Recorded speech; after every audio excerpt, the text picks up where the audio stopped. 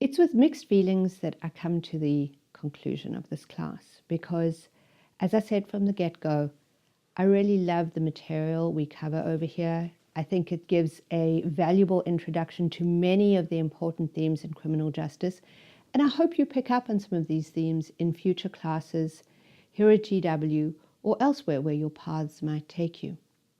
I also hope you apply it in terms of being an engaged citizen, but I'll come back to that in a moment. I want to wrap up some of what we're talking about with both an old and a new idea that we've addressed from the beginning.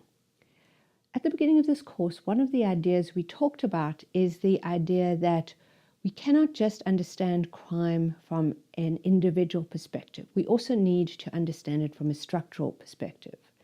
And those structures are not necessarily obvious to us. We might need to look carefully at what's happening kind of behind the walls, as it were.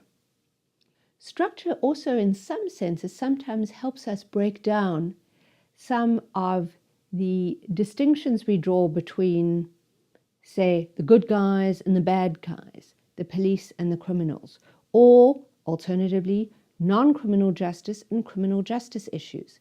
And at least one way to do that is through the ideas of culture and subculture, because one of these strands we could draw through much of the class is to recognize that many of the behaviors, practices, structures, and so on that define issues we've looked at in criminal justice have to do with ideas of broader culture or subcultures within the broader culture. The reading that I asked you to do before you listen to this conclusion hopefully introduces you to the very provocative idea of what you might find in common between ultra-Orthodox Hasidic Jews and gang members, especially gang members in prison. The point of that analogy is not to offend Hasidic Jews and say they are criminals. That's not the point. Likewise, when I teach police officers and I talk about the fact that police officers have a recognized subculture, as do criminals, it's not to offend police officers. Rather, it's to recognize that distinct groups of people develop their own unique ways of speaking, dressing, having codes about what is and is not acceptable behavior. And so we see, for example, that both criminal groupings and police tend to have vows of silence, ideas of needing to keep within themselves certain practices that go on behind closed doors. And in both cases, that leads to all sorts of problems of crime and abuses of power. That was the point that the author was making in the comparison between Hasidic Jews and gangs.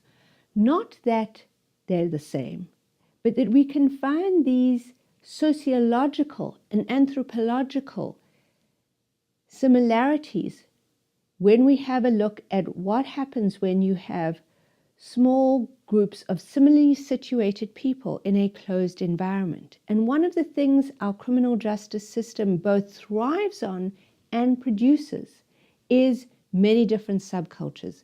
Subcultures of correctional officers, subcultures of criminals, subcultures of law enforcement officers, subcultures of defense attorneys, subcultures of prosecutors, maybe even subcultures of professors who teach criminal justice or researchers who research criminal justice.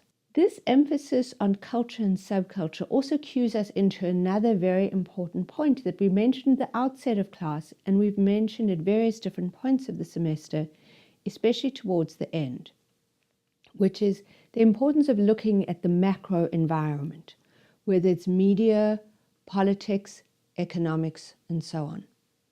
In that regard, I think we're at a very interesting point because the last few decades have produced a phenomenon called mass incarceration that is widely being recognized as something that is a huge problem for the United States in terms of costs, in terms of democracy, in terms of collateral consequences, in terms of real people's lives. So how did that happen? Well, it happened because of what things that were happening in the broader culture, the political culture, the media culture, the economic culture, the values culture, and so on. One of the ways we see some rethinking is around the issue of race. We see that individual events like the killing of Michael Brown or like the killing of Trayvon Martin are not just about individual events. They're not just about whether somebody was guilty or not guilty under the criminal law. Rather, they speak to broader cultural trends. And we can connect the idea that these young black men were seen as more dangerous than the majority of the population, male and female, old and young, black and white, Latino, Asian, etc., by looking at broader cultural ideas. And one of those cultural ideas that we've seen floating through this entire class is that the persistence of issues of race and racism shaping how the criminal justice system works.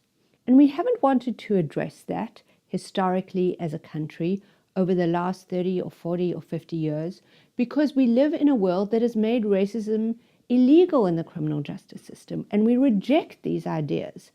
The vast majority of us truly do. But that doesn't mean just because we have an intellectual rejection of these ideas, we are not influenced by them.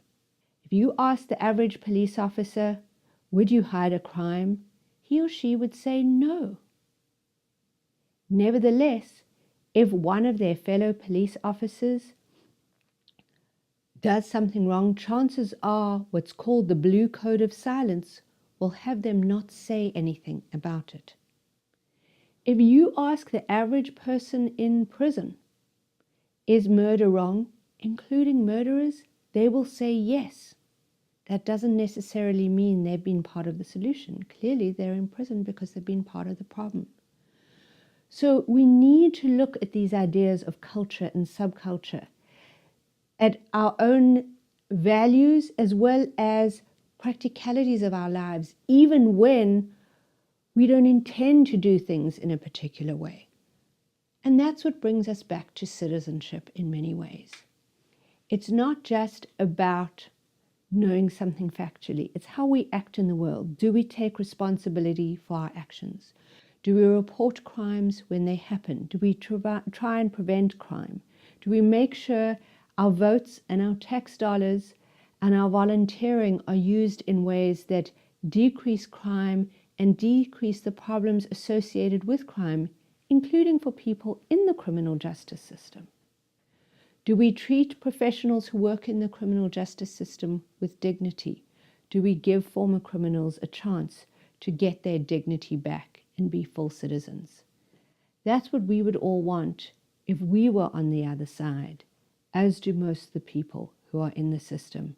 So I hope you can take some of these ideas about the power you have to make a difference in big and small ways through your future job, through your votes, through your donations, through your volunteering, through how you just interact with people, through how you think about media and politics, and make a difference in and beyond the criminal justice system.